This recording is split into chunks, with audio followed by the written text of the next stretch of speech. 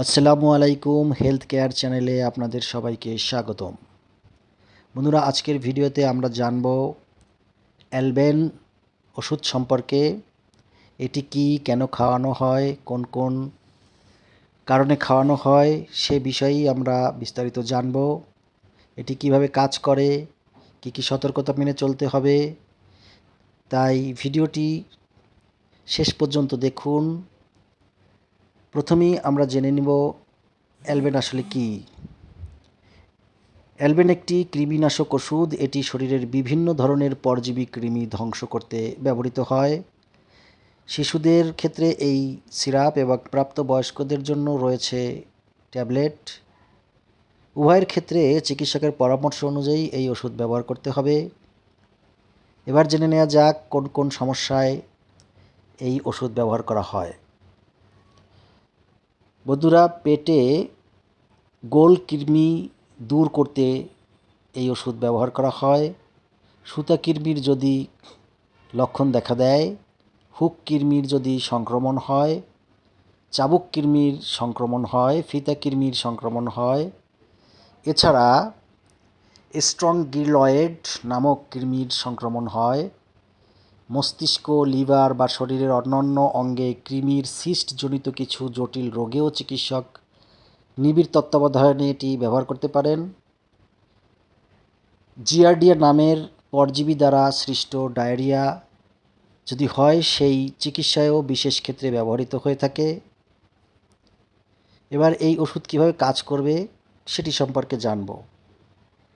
অ্যালবেন কৃমির শরীরে পুষ্টি গ্রহণের প্রক্রিয়া বন্ধ করে দেয়, ফলে কৃমি ধীরে ধীরে মারা যেতে থাকে এবং শরীর থেকে বেরও হয়ে যায়।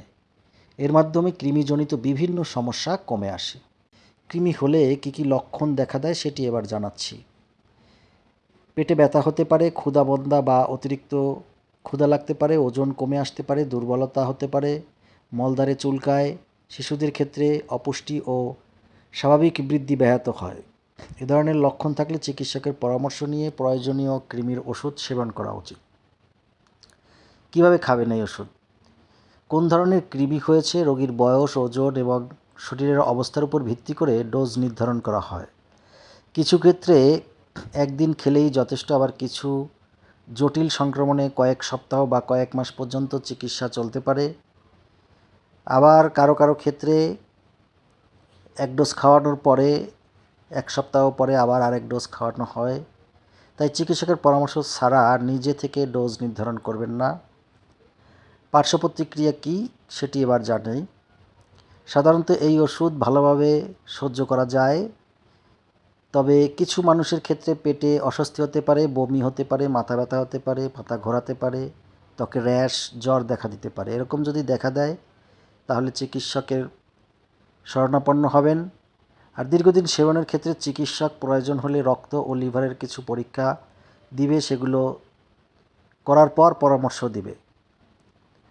কারা সতর্ক থাকবেন?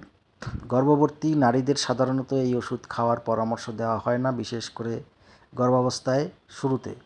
বুকের দুধ খাওয়ানোর সময় চিকিৎসকের পরামর্শ ছাড়াও এই ওষুধ খাওয়া ঠিক নয়। যাদের লিভারের সমস্যা রয়েছে, দীর্ঘদিনের চিকিৎসা লাগবে, তাদের অবশ্যই নিয়মিত চিকিৎসকের পর্যবেক্ষণে থাকতে হবে। সবশেষে একটি গুরুত্বপূর্ণ কথা, এটি হচ্ছে অ্যালবেন একটি কার্যকর কৃমিনাশক ওষুধ, তবে সব ধরনের পেটে ব্যথা বা ডায়রিয়ার জন্য এটি খাওয়া উচিত নয়। কৃমির ধরন, রোগীর অবস্থা অনুযায়ী চিকিৎসক সঠিক মাত্রায় নির্ধারণ করবেন। তাই নিজে থেকে ওষুধ না খেয়ে অবশ্যই চিকিৎসকের পরামর্শ নিন। বন্ধুরা, ভিডিওটি যদি আপনার ভালো লেগে থাকে এবং তথ্যবহুল মনে হয় তাহলে এটি আপনার বন্ধুদের মাঝে শেয়ার করতে পারেন, আপনি লাইক দিতে পারেন এবং স্বাস্থ্য বিষয়ক আরও নির্ভরযোগ্য ভিডিও পেতে আমাদের চ্যানেলটি সাবস্ক্রাইব করুন, পাশে থাকা বেল আইকনটি ক্লিক করুন। আর সবসময় হাসি খুশি থাকুন, সুস্থ থাকুন, ভালো থাকুন। ধন্যবাদ। আল্লাহ হাফেজ।